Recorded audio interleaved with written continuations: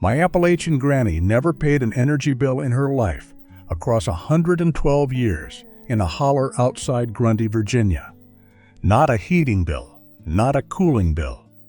What I am about to show you is the exact $5 system Appalachian grannies used to keep their homes cool all summer and warm all winter without touching a thermostat or paying a single dollar to any utility company. Not heat pumps, not AC units, not anything being sold to you right now in a home improvement store.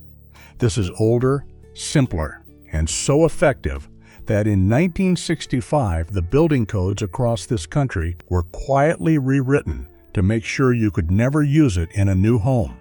The energy industry buried it, and it costs $5 to bring it back. Stay with me until the end, because the last technique in this video comes from page 57 of my grandmother's Appalachian Blueprint book. She wrote it down by hand and told me it was the most important thing she ever learned. I have never seen it documented anywhere else.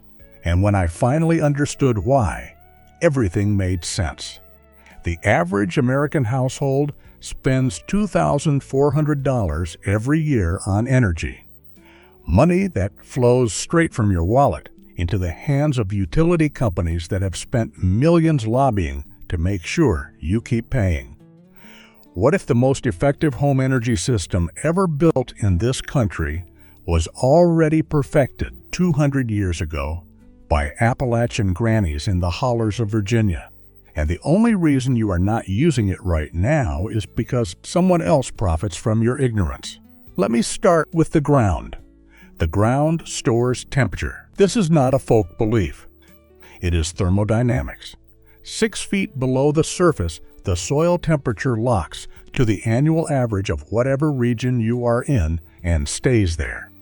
In Ohio and West Virginia, that number is roughly 55 degrees. It does not change in summer. It does not change in winter. Summer heat takes 6 to 8 weeks to penetrate that deep. By the time it arrives, the season has already changed. The earth cannot absorb warmth fast enough to heat up. It stays cool. In winter, the same mass holds against the outside cold for the same reason. The ground is the largest thermal battery on the planet. It sits beneath every house in America doing absolutely nothing because nobody told you it was there. The Cherokee in these mountains understood this 8,000 years before the first European settler came down the Great Wagon Road.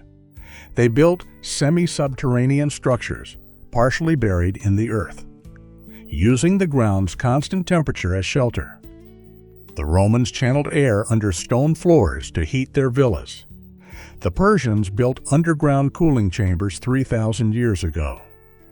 Every civilization that solved extreme climate arrived at the same answer independently. The ground stores temperature. Put a pipe in it. When the Scots-Irish settlers came down into these hollers in the 1750s, they found cold springs everywhere. They built spring houses over every one they found, small structures of logs or stone built directly over the water. That ran at 53 to 55 degrees year-round. On the hottest day in August, the air inside a spring house stays at 53 degrees. They kept their food there, their milk and butter and cheese. And the families who understood the system most deeply did something else. They channeled that 53-degree air through clay pipes laid under the cabin floor into the living space. Cool air rising from the earth below while the roof above was cooking at 160 degrees. No fan, no compressor, no electricity. My grandmother Pearl's spring house is still standing on the property outside Grundy. The spring still flows. I walked into that building last October in the middle of the afternoon with the outside temperature at 68 degrees, and I could see my breath. Her Appalachian Blueprint is on my kitchen table. This is what she wrote down about how it all connects. In 1949, the West Virginia University Extension Service published Bulletin Number 186. Title: Passive Heating and Cooling Methods in Appalachian Mountain Homesteads. Author: Professor James Caldwell, Extension Agent out of Morgantown, 31 pages. Diagrams of spring house construction, ground pipe installation, the crawl space loop, the pipe specification detail. All of it documented from surveys of mountain families across Kanawha, Raleigh, and Buchanan counties. In 1963, the Extension Service discontinued that bulletin. Not banned, not disproven, just no longer reprinted. By 1966, it was out of every county extension office in West Virginia and Virginia. By 1972, it existed in 2 university archives. The last person to request it before me had done so 28 years earlier. The pages were yellowed, the corners soft.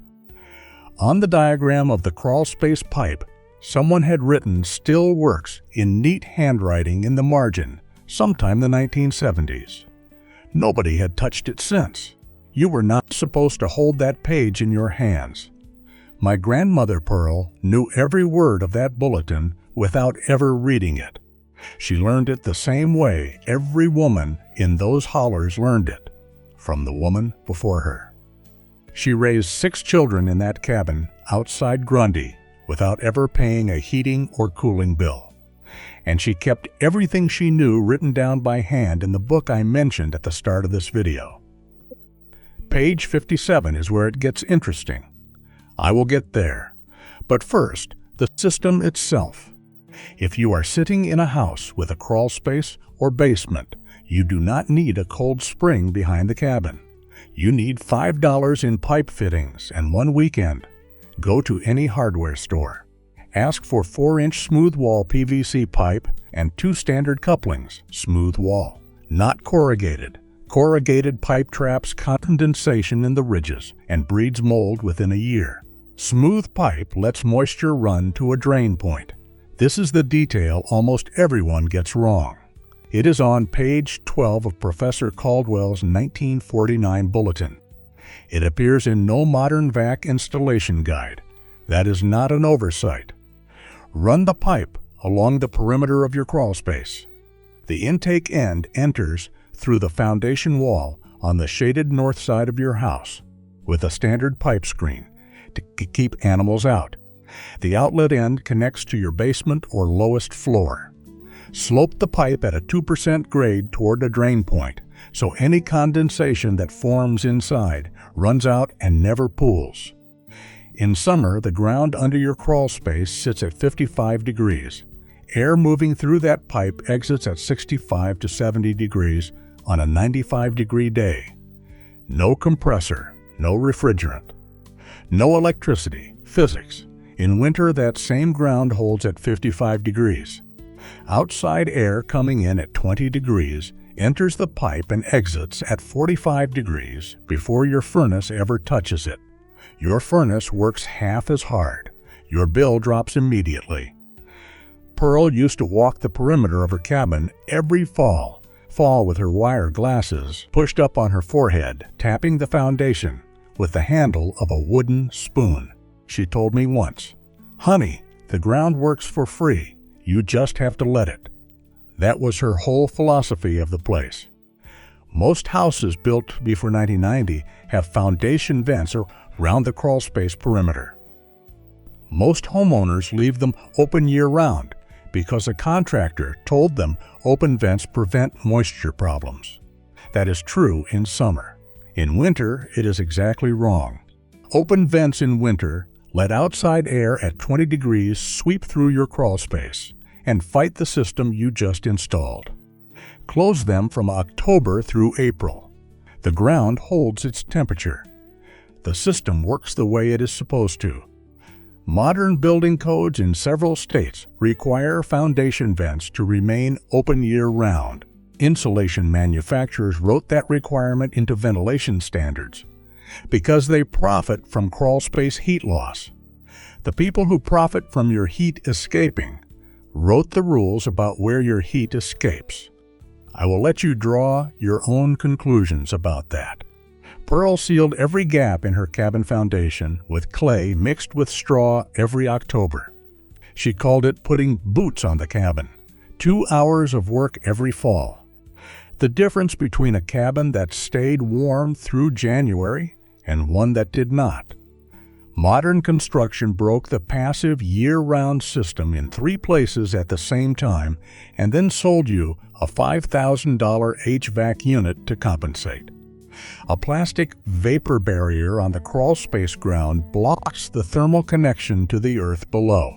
Open foundation vents in winter let the system fight itself. Attic insulation packed against the roof rafters traps heat where it cannot be used. All 3 of these failures were introduced into residential construction between 1950 and 1975. All 3 generate recurring revenue for the insulation, HVAC, and utility industries. None of them appeared in any mountain cabin built before 1950. If your crawlspace has a plastic vapor barrier laid on the ground, that is the first problem. Peel it back from the area beneath the crawlspace loop intake and let the earth do its work. If your foundation vents are open in winter, that is the second. Close them October through April. If your attic insulation is packed against the roof rafters, that is the third. Fix that separately and come back here. The 2 systems work together. Pearl used to point at the cabin ceiling with the end of her broom and say, "Honey, the heat goes up." Everything else is just trying to follow it. She did not need an engineering degree to know that. In the 1950s, gas heating and electric cooling manufacturers ran a coordinated campaign positioning mechanical HVAC as the symbol of modern American life. Magazine ads in Life and Better Homes and Gardens. Smiling families standing in front of chrome-plated thermostats. The message was deliberate. If you still used a spring house or a passive ground system, you were poor and backward.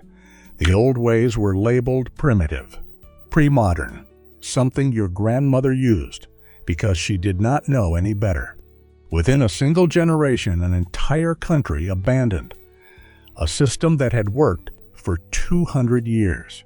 Pearl was 45 years old in 1957, 6 children at her ankles, walking out to the spring house every morning in July, channeling 53-degree air through the cabin floor, while her neighbors spent their first paychecks on the new window unit from the Sears catalog and thought they were modern. She knew what they did not want her to know.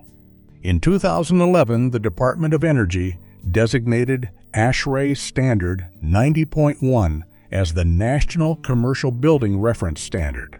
Within 2 years, every state in the country had to certify it had adopted a building code at least as stringent as that standard. That standard has no provision for passive ground cooling or heating. No box for a pipe in a crawlspace. It assumes mechanical systems. If your inspector shows up and you have a crawlspace loop and no furnace, he can require you to install one. Not because the crawlspace loop fails, because the form does not have a box for it. The Air Conditioning, Heating and Refrigeration Institute sits on the ASHRAE Standards Committee. They have voting members on the mechanical subcommittee. The people who wrote the rules are the same people selling the compressors. The reason this feels like secret knowledge is not an accident. The moment passive ground systems become common knowledge, a significant portion of residential energy demand disappears. The utilities understand that. The building products industry understands that. The regulatory bodies they fund understand that. The system was not forgotten because it stopped working. It was forgotten because too many people profit from you not knowing it. Every mountain family on these haulers hung thick wool blankets over their windows from October through March. Not decorative, functional. A single-pane window has an R value of about 1. A double-pane window gets you to R3. A thick wool blanket hung with 2 inches of air space against the glass gives you R5 or better. Better insulation than a new double-pane window. Cost $0. The window replacement industry generates $12 billion a year in the United States. Every homeowner who discovers a wool blanket outperforms a new double-pane window is a customer that industry loses forever. Pearl had specific blankets for every window in the cabin. She pulled them from a cedar chest in the back bedroom every October. They smelled like cedar and lanolin. She hung them on wooden dowels she had cut from chestnut branches decades earlier and dried in the barn. By the first hard frost, every window in the cabin was double insulated. Mountain families twisted cotton rags into tight rolls and pressed them into every door gap and window frame before winter. Tighter than commercial weather stripping. Cotton compresses to fit irregular gaps that foam products cannot fill. Unlike foam, it can be removed in spring and reused the following year. The technique is on page 19 of Professor Caldwell's bulletin. It is older than the state of West Virginia. The weather stripping industry moves $400 million of product every year in the United States. Most of it is less effective than a twisted cotton rag. Pearl kept a coffee can full of cotton strips on the shelf by the back door. She would sit at the kitchen table twisting them tight while we talked about whatever was on her mind. She said, "Honey, a door that whistles is a door that's wasting your money." She was 89 when she told me that. She was sitting at that same kitchen table, where she had sat her whole life, twisting cotton while the October wind came down off the ridge and found every crack in the world outside, and not a single one inside that cabin. Mountain families never heated the whole cabin. They heated the room they were in, close every door, hang a wool blanket in the doorway. Your heating system works only to warm the space where your family actually lives. The Department of Energy confirmed that closing off unused rooms reduces heating costs by 22% in homes built before 1980. That is $200 returned to your pocket for zero investment. Pearl kept 6 children warm in a 4-room cabin through West Virginia winters on a fraction of the wood a modern family burns. 1 room at a time, 1 fire at a time. I remember her closing the parlor door behind us with her foot. When we walked into the kitchen, the wool blanket already nailed to the door frames, so the cold could not follow. That is not poverty. That is physics applied with intention. Modern forced air vac systems heat every room in the house equally regardless of whether anyone is in them. The industry designed that system to maximize energy consumption, not your comfort. Pearl used to tell me that cold air is patient. It will find you if you give it room to move. Heat every space you do not occupy, and you are warming the cold air until it reaches you. Warm only the space you occupy, and you have cut your heating load by whatever percentage of your house sits empty at any given hour. That arithmetic is as true in a modern ranch house as it was in a 4-room Appalachian cabin in 1957. Before I give you the last piece, I want to say one thing. Everything I have been pulling out of my Grannies book, the crawl space loop, the closed foundation vents, the wool window blankets, the cotton door seal, the room closing, plus every other method Pearl used without a utility bill. It is all compiled in one place. It is called Mawmaw Pearl's Appalachian Blueprint. Link is in the description. But stay right here, because what Pearl wrote on page 57 changes how the entire system performs in both summer and winter. I want to return to something before I give you the last piece. David Fulton at the West Virginia University Libraries. The yellowed pages, the soft corners. That pencil note in the margin of a diagram nobody had opened in 28 years. Still works. Written by someone in the 1970s who knew, and then nothing. I asked a mechanical engineer at West Virginia University about the specific detail on page 57. He had never heard of it. I asked a master builder in Charleston who has been restoring Appalachian cabins for 30 years. He had never heard of it either. I called the Foxfire Center in Mountain City, Georgia. 9 volumes documenting Appalachian folk knowledge since 1966. They had 1 paragraph about it in their entire archive. 1 paragraph, 60 years of research. That is how thoroughly this was lost. What Pearl wrote in her book is the reason that silence makes sense. She called it the cold circuit. In the mountain cabins of Buchanan County and the surrounding hollers, the spring house was never built as a separate system. The families who understood this cut a shallow channel in the ground between the spring house foundation and the cabin foundation. They lined it with flat stones and sealed it with clay on top. That channel connected the constant 53-degree air in the spring house to the crawl space under the cabin floor. In summer, the cool spring house air moved through the channel into the crawl space and rose through the floorboards.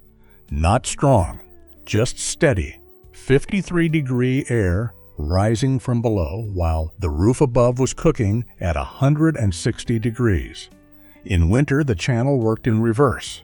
The ground under the channel held warmth from the previous summer. Incoming winter air was pre-warmed before it ever reached the living space. 1 channel, 2 seasons, no electricity, no moving parts, no bill. Professor Caldwell documented this exact principle on page 24 of the 1949 bulletin. I read it at West Virginia University last November with David Fulton's archive box open on the reading table. The same pencil note in the margin. Still works, written by someone who knew. Nobody had opened that box in 28 years before I walked in. I have been sitting with that for a long time. Here is the modern adaptation. You do not need a spring house. Connect the outlet end of your crawlspace loop directly to the return air intake of your existing HVAC system. Instead of the loop simply opening into the basement, it feeds into the air your furnace or air handler is already circulating. In summer, your system pulls 55-degree pre-cooled air instead of 80-degree basement air. In winter, it pulls 45-degree pre-warmed air instead of 20-degree outside air. Your system runs less. Your bill drops immediately. The cost of making that connection is 1 standard HVAC duct coupling, under $5 at any hardware store. I keep coming back to Pearl, 45 years old, 6 children, walking out to the spring house every morning in July, channeling the ground's temperature through the floor of her cabin, while her neighbors spent their FERT paychecks on the modern way to stay cool. She was not poor and backward. She was right. She made sure every word of it was written down. You are not crazy for feeling like something was hidden from you.